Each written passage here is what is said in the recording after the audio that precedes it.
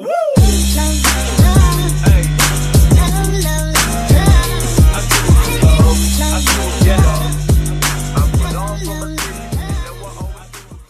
to another edition of Disc Golf Course Review. Today I'm going to be playing Taylor Lake Village.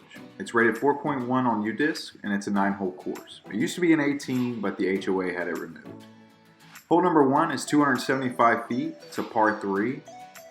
You got a tight gap on the left, and on the right the trees start creeping in. Best would be a forehand on this one and sneak it into that gap. Unfortunately I don't have one, so I try to keep it low and under these trees on the right. Unfortunately, I go out just a little too far right, and I get caught up by this log that you can't really see in this picture. You'll see it when I'm putting though. I make my first bad putt of the day. Many more to come, but I'm able to save my par, and I'm happy enough with that. So through hole 1, I'm par for the course. Wasn't happy with my disc, so I decided to give it a charge. Once the charge is complete, I head over to hole 2, which is 240 feet. It's a par 3. Now this one's pretty wide open. You do have a row of trees on the right, which you really don't want to get caught up in. Down the middle and up the left is wide open. Now it's pretty windy. I put probably a little too much hyzer on it, and I steer left to try to get away from those trees, and I just end up too far left. But like I said, I've got an open shot from there. The wind is ripping today, so that's my second bad putt of the day. But it lands right next to the basket, easy for a par. And I'm still even through hole 2. Hole 3 is 197 feet. It's a par 3.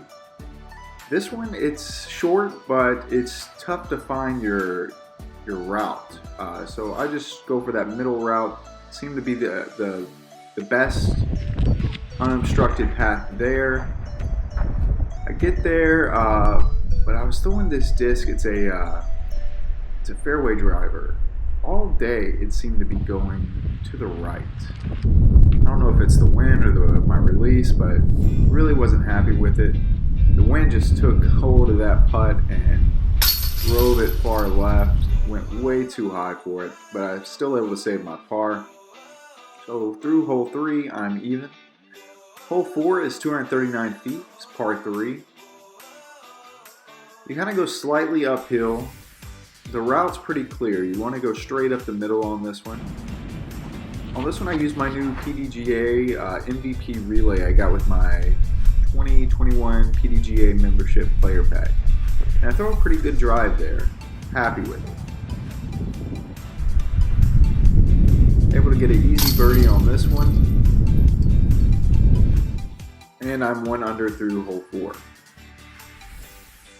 Hole 5 is 217 feet. It's a par 3.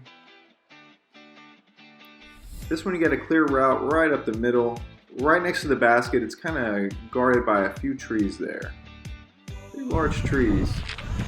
I kind of go just to the right of the middle, and I try to sneak it on in the back end.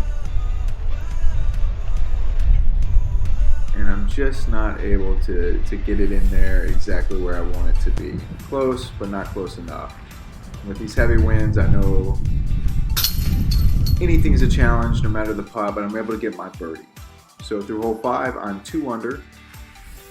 Hole 6 is 258 feet. It's a par 3.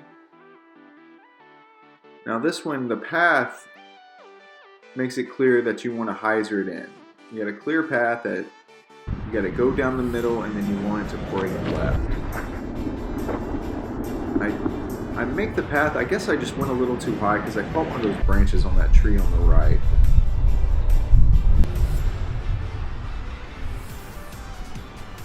It's able to sneak on in, but my putt is just not good today. In for the par, and I'm 2 under through 6. Hole number 7 is 324 feet, it's par 3. I'm pretty sure it's the longest hole on the course. Back in the day, they used to have a lot longer holes on this one. It was a really good course, well maintained, love playing it. So this one I want to go down the middle, keep it low, and I want it to fade right. It fades probably earlier than I wanted it to, but then it came back in, and decent little shot.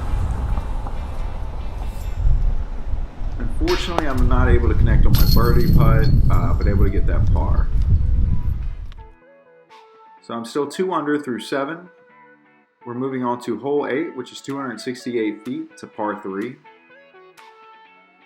This one you're gonna go down this hill, up this hill. There's a tree right in the middle that you just gotta avoid. It really blocks a lot of your paths. It doesn't look too big from here, but I go wide right of it and try to hyzer it on in.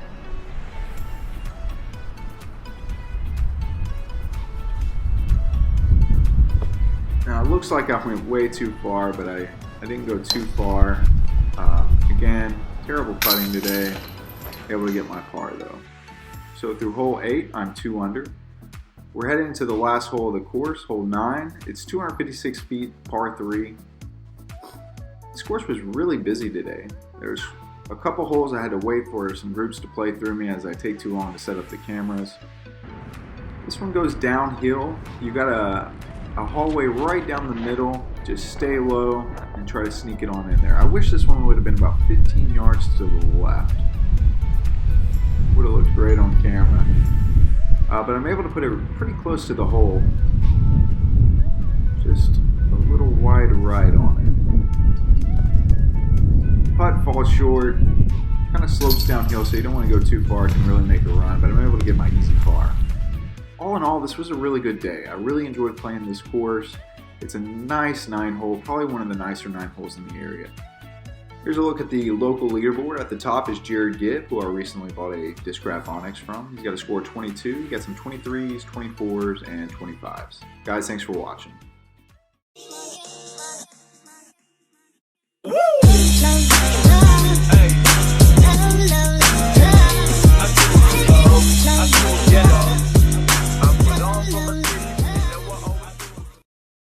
Never gonna break this heart, never gonna live it down. Probably gonna smash the chains and keep coasting. Sure I'm gonna aim too high, haven't seen a grown man cry. Pretty sure my friends can't wait.